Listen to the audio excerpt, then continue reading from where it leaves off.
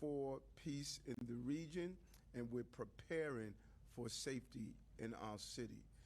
New York City is going to continue to remain the safest big city in America, and we'll do whatever it takes to keep New Yorkers safe. Every one of you should be able to go to your house of worship, your jobs, your schools, employment, and without any form of unnecessary disruption. And countless millions of people who visit our city for tourist attractions and restaurants. That is what makes our city great, and we want to make sure they feel and they are safe. And New York City is also the greatest democracy on the globe, and part of our great democracy is the ability to peacefully protest. So, as they have done the past few days, tomorrow many New Yorkers will be making their voices heard on our streets through peaceful protests. All week, we have seen the professionalism of the NYPD and our partners in law enforcement, and we expect a large number of New Yorkers to be out on our streets. And the 34,000 members of the New York City Police Department, led by our team, will be protecting everyone. And we want to keep all New Yorkers safe, whether you are protesting or going about your everyday life. And we're saying to loved ones and family members, please know where your family members are and ensure that they're not part of any disruption that's taking place. And while we always respect and protect the right to peaceful protest, there would be zero tolerance for crime, blocking traffic, graffiti, or disorderly behavior. New Yorkers may have different emotions right now, and they have a right to express that, but we want to be clear. You do not have a right to engage in violence and lawlessness. Any escalation of protests that turn violent or results in property damage is unacceptable, and it won't be tolerated if it is attempted in our city. So do not come tomorrow to bring about any cause of problems. New Yorkers should be able to express their concerns without violence or spewing hate. And we're going to be safeguarding many of the events, including the protests, and it's our imperative to ensure we move around the city in a peaceful way. This city is well trained through our law enforcement communities, and we're able to have some form of major event and at the same time continue our daily lives. And as I said Monday, in the face of conflict and division, we must choose peace and compassion over anger and retaliation in this city. And again, I want to thank the police department, our other law enforcement community, and the men and women who are doing this job every day. It's challenging to be on the front line during protests and maintain your professionalism, but you're seeing it every day. And we are clear, there are a body of people who are here just to create chaos. And it takes a great deal of discipline not to be hooked with the chaos that they are attempting to take, and that's what these men and women are doing every day, and we will continue to do it. I want to turn it over to the Police Commissioner, Commissioner Tisch. Thanks. Thank you, Mayor Adams. At the beginning of this week, the mayor and I stood before you and articulated fundamental commitments that guide the NYPD's work every day. We protect the right to peacefully assemble, the right to speak freely, the right to protest, and we have no tolerance, none, for violence or vandalism or lawlessness. This past week, the men and women of the NYPD lived those commitments. They facilitated the demonstrations of thousands of peaceful protesters across our city, day and night. When individuals among the protesters committed crimes, we swiftly arrested them. That is what your police department has done, and that is what we will continue to do. Tomorrow will be no different. It will be a nationwide day of protest, and we expect to see large crowds protesting across the city. The NYPD is prepared. Thousands of officers will be available to safeguard these protests. We have planned around the clock to ensure that those officers are deployed to the right places at the right times. Our executives will be monitoring the protests throughout the day and will be ready to move resources as needed at a moment's notice. Our Joint Operations Center will be activated starting on Saturday morning, where we will work in close coordination with the FBI and other state, local, and federal partners. I have been personally speaking with federal law enforcement leadership over the course of the last week, and I will continue to do so. So, for those who seek to peacefully exercise their First Amendment rights tomorrow, we are ready to help you do just that. For those who intend to commit crimes tomorrow, we are coming here, for those who intend to commit crimes tomorrow, who are coming here to incite violence, to cause property damage, to attack our cops, you will be met with the full strength and determination of the greatest police department in the world. And for those of you peacefully protesting, who see others engaged in unlawful activity, my message is clear.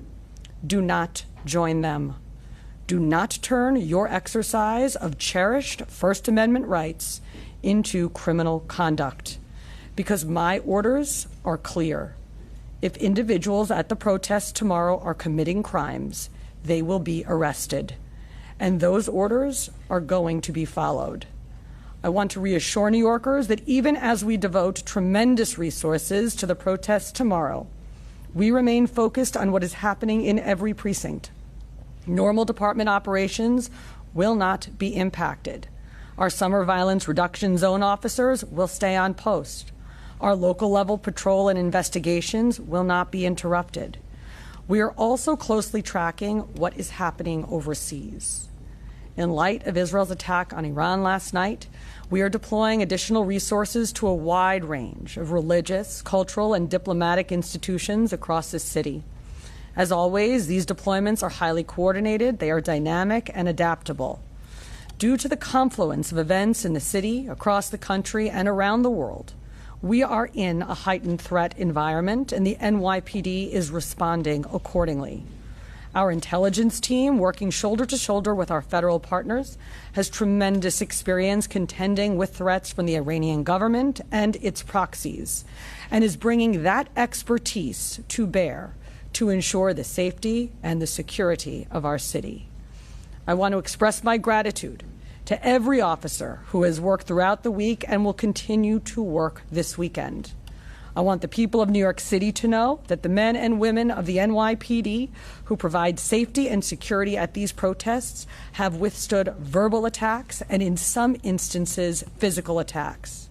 And through it all, they have maintained their professionalism, their resolve, their discipline, and exercised incredible restraint. Our city owes a debt of gratitude to them and to their families. Let me be clear. Attacking our officers or police property will not be tolerated and will be met with a swift and decisive response. We are responsible for enforcing the law and protecting the people of New York City, and we will never abdicate that responsibility. Thank you. A few questions on topic. Matt? Has there been any communication with the Trump administration about the potential need to bring in the National Guard and or the military? We have made it clear to the federal government that in just 3 simple words, we got this. Allie? The other night at the protests late Tuesday, there appeared to be federal officers there, possibly deploying some type of gas onto the protesters there. What do you know about what happened there, and do you anticipate federal officers engaging in any protests tomorrow? Do you want to take the first part? Sure. So we have been coordinating extensively with our federal partners. As the mayor just said, as the commissioner just said, we got this. We've got hundreds of specially trained officers who are expert at disorder control, who know how to do this very well. And we have been dealing with protests for certainly years, months. This is no different. The causes change, but the response is the same. And so that coordination, which is ongoing, and that communication, we are quite confident that we are able to police these independently and quite effectively. The other night was The canister. So, you know, obviously everybody was on the scene together. Federal agencies who are responsible for the force protection of their own personnel involved in that particular incident, having an interaction with protesters. So our message has been very clear. Our communication with federal partners has been very clear that we are there to help police the protests so that the federal government can do what it needs to do while we are keeping the public safe. Right next to you, Allie. Nia Clark from New York One. Could you just thank you? Could you just elaborate on the extra security at religious institutions, including Jewish ones? How many extra officers are patrolling these institutions around the city? Yep. Starting last night, we deployed a lot of extra officers to religious, cultural, and diplomatic sites across the city. That heightened deployment has continued into the day, and it will continue for the next several days as long as it's necessary. As always, we don't give out specific numbers, but it is occurring across every borough of the city. Katie? Hi, this question is for the mayor, for the commissioner, or for Ms. Weiner. I know you mentioned it earlier, Mayor Adams, that there are outsiders in here. You mentioned earlier this week that there's outside agitators. You got here this last year, I know, with the Columbia protests. Do you have any evidence or anything you can show us, proof that there is a concentrated outside agitator? Because right now, I know from last year, there wasn't really a lot of evidence to back that up, and I'm curious if you have any more information. Okay, you said as last year there was no large amount. That's the biggest mistake we make when we try to define the situation. There were outside agitators on the Columbia campus when, at the time, Assistant Commissioner Daughtry and Chief Shell was there. There were individuals who were part of taking over the Hamilton Hall that did not attend the school. Some of them were professionals. Folks, when you have 5,000 people on the street, all you need is 20 to be an outside agitator. You don't need 4,999. You have a small number of people that are professionals. We saw it during the Black Lives Matter situation when I met with former Mayor Bill de Blasio. They were training people to have glass bottles filled with ice, bricks, knapsacks, all of the tools that were used to aggravate. And so get out of your mind that an outside agitator must be the numerical majority of the people who are participating. Outside agitators go in, they rile up the crowd, they start throwing items at the police, they start doing things to get the police aggravated. They use fire bombs to burn cars. We saw that during the BLM movement. That's what an outside agitator is. And so whomever is saying there are no outside agitators coming in and they're professionals, Antifa and others, they just don't understand policing. You're not the majority. That's not your goal. You're not going there to be the majority. You're going there to hijack a movement so that you can aggravate and create disorder in the city. That's what an outside agitator. They were there on Columbia, and they're there at many of our marches. And so if you want to write a story about there are no outside agitators, feel free to do that. We're going to protect the people of this city based on intelligence, not rumors. I was just asking if you had any intelligence to share for this current. No. Go to the next person. Hi, Mayor. Just to push the needle forward on training and lessons learned from the BLM protests, talk about some of the training implemented in the NYPD as you guys prepare for tomorrow. Mike?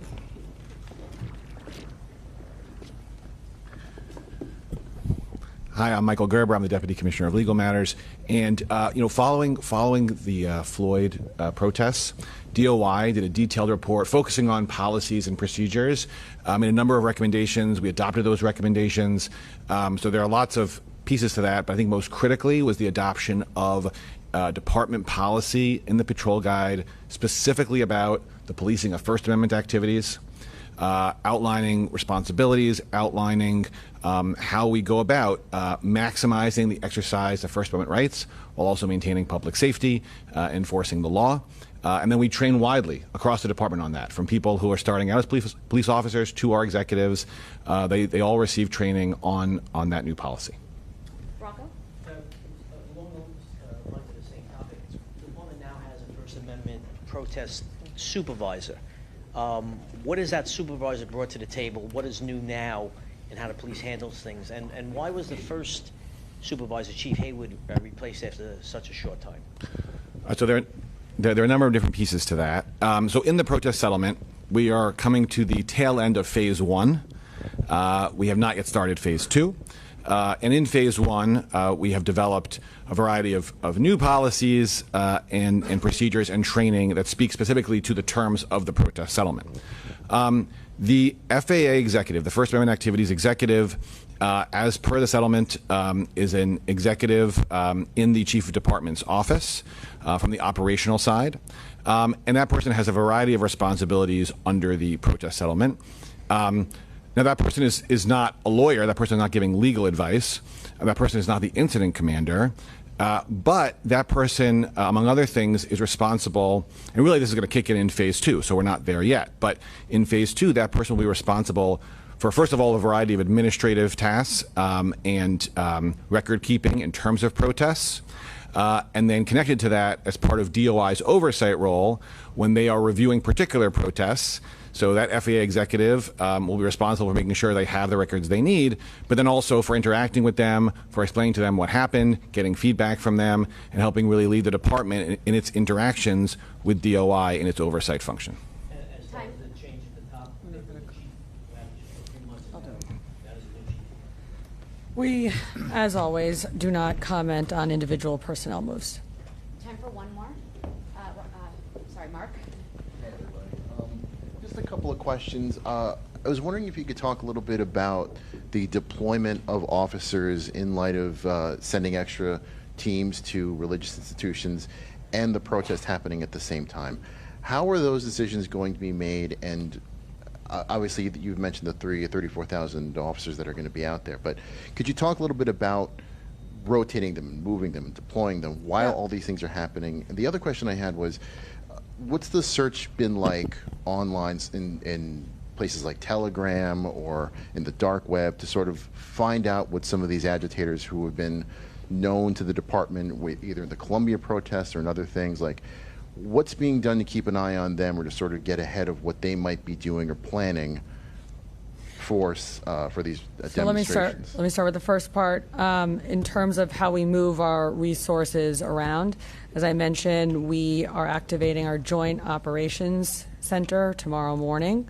So the movements of resources in the department will all be controlled by the Joint Operations Center as it relates to the protest activity, and Chief Shell will be running the operations in the JOC tomorrow. Rebecca, do you want to speak to the second part? Sure. So this is very fundamental to what our intelligence personnel do in coordination with their federal partners and partners around the world in the private sector. So this is something we deal with every day. There's, of course, a large public manifestation of both protest and obviously a lot of online calls for civil disobedience and other activity. But we are knee-deep in monitoring for threats of all sides, of all kinds around the world every day.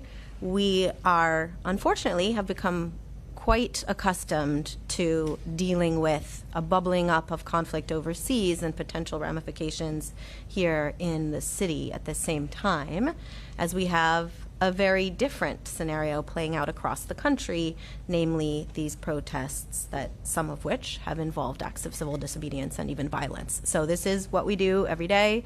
We have large teams. They are quite good at what they do, and we have wonderful partners. So we're confident we're going to be able to get through not just tomorrow, but whatever is on our horizon. And we should, we want to be clear and want to keep in mind, we have 8.5 million people in New York City. We have a protest of 5,000, 10,000. The loudest, they are not the numerical majority. We saw a video that went viral of a woman was just trying to get to work. And the level of disrespect that was being shown to her, it impacts 8.5 million people. When you block traffic, that emergency vehicle can't respond to the heart attack. When you decide that you're going to burn police vehicles, you are showing a level of display and disorder. When you break windows of shops and glass, people work inside there that provide for their family. That's what we're going to balance. And we're not going to romanticize what disorder does to a city. You see it being played out across this country. We can't allow it to happen here. That is our job. Our job is to allow that mother to go to her job. Our job is to allow family members to pick up their loved ones from school. Our job is to make sure emergency vehicles can get to where they have to go to provide services for New Yorkers. We have 8.5 million people in this city, and we're not going to allow a numerical minority to impact the quality of life that they deserve. That is what we're going to do.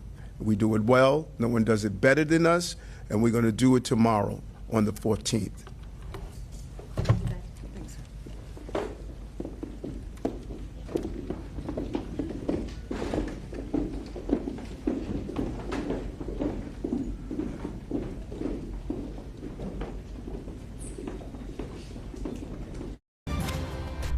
This has been breaking news.